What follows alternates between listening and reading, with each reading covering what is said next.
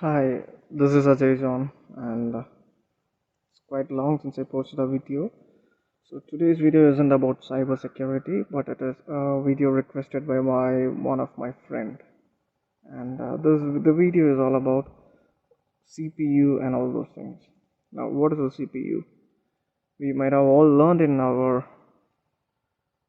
not in KG class, our lower grades that CPU is nothing but a brain of a computer. Yeah, it's true, 100% true. And speaking of CPUs, AMD and Intel, those are the two major stakeholders of CPU. Apart from Scott CPU, which literally doesn't exist. So two giants are one is AMD Advanced Micro Devices and the other is Intel. Oh, if you ask me Intel and AMD, which is better, I'll leave that fight to fanboys. So one is better in one particular aspect and another in another particular aspect. For a common man, both are same. Apart from the fact that Intel has high priced things, I don't know why. And the another one, emerging one is from Apple M1 chips, direct from the Silicon Valley. Speaking of Intel, they have this I series processors, i3, i5, i7, i9, and much more below that. They are Pentium chips, Core 2 Duo chips. I think those are the things which are still in market. Apart from that, no. And the top end variant like Xeon processors, which are meant for server and all those processors, which requires high end processing powers. And AMD has its own flavors like AMD Ryzen processors and so lot of, and all of them are better in one way or another.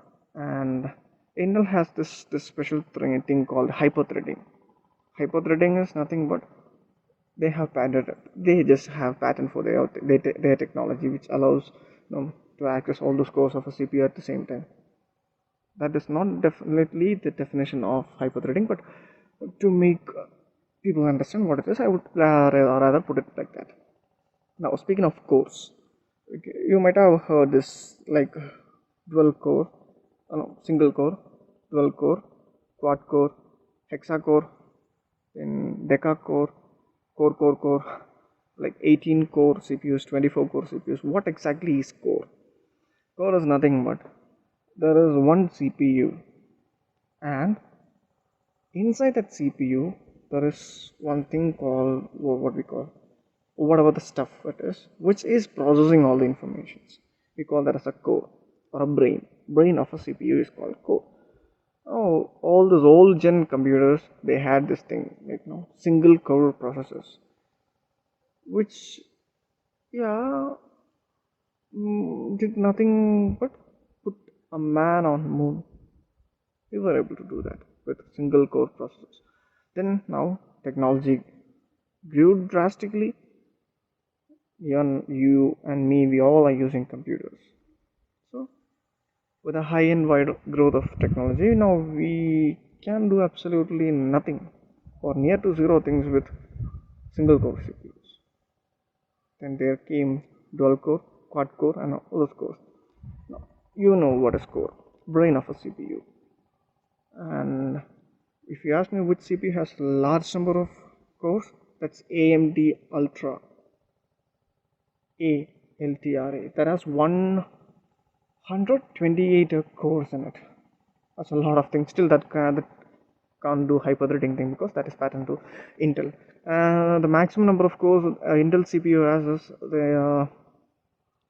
if my guess is right, that's Intel Xeon Platinum, which has 24 cores, and they are coming with something with that has 36 cores. I have no idea about that. And speaking of Intel I series, and if you ask me what does I stands for, i3, i5, i7, i9, and all those things. If you ask me what does it stand for, it stands for nothing. It doesn't stand for I for intelligent. No, it is not something like that. They just need to put a name for that. That is like I followed by number 3, which is for cheap level computers or entry level computers. Another is 5 for casual users. then i7 for high-end users, gamers and all those things. Like, oh, that does its job way too decent. And the next comes big banger. We call it as i9, and the 3, 5, 7, 9, all those things stands after that one keyword I, which all represents what series of processor is that based on a generation. That is like 8th gen CPU or 9th gen Intel CPU, 10th gen Intel CPU, or 11th gen processors. It all stands for one particular generation out of a series. Just categorization, not a big deal, not a mess with that. If you like wanna use your computer like for just to extract juice out of it, go for i9. It costs you and it is worth every single penny. Same as AMD goes for their max out product. Apart from Ultra, there is one thing called Threadripper 3090 3060 series. AMD, that cost you around 3 to 4 lakh for a CPU, and yeah, it does its job way too good. If you really think the concept of understanding computer is easy, I would say that is because you have no idea how it is. Computer, just like quantum physics, is kind of difficult. Too small, but rips you off entirely. And the reason why computer or learning about computer or understanding computer to its eternity is kind of hard or difficult is just what was built to save or to do all those complex calculations and complex things. So when a machine is built to do all those complex calculations and complex things, how do you expect it for it to be easy to understand? No, it is not. And then now the emerging trend is, or emerging trend in high-end computing is quantum computers. That's not something new, but they are coming with their own.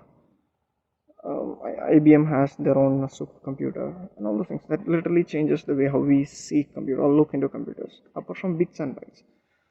Speaking of bits and bytes, we know that computer has this knowledge called what binary, which is either 0 or 1, which means every bit of information is either a 0 or a 1, and when all those bits are gathered together it forms byte, and when byte forms together it becomes kilobyte, megabyte and all those things.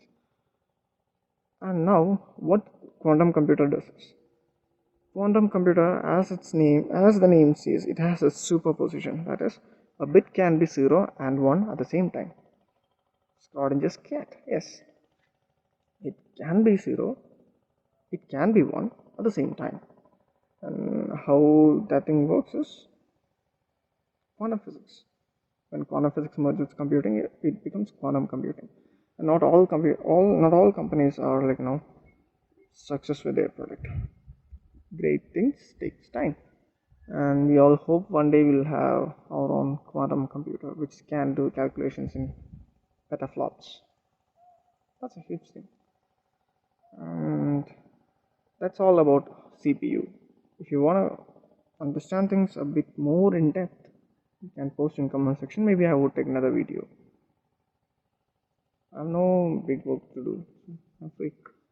And maybe next video I would be posting about RAM and all those things, provided I'm not busy and I'm not lazy. So one day I will be doing that. And thank you for all your reviews and all those things you posted. Yeah.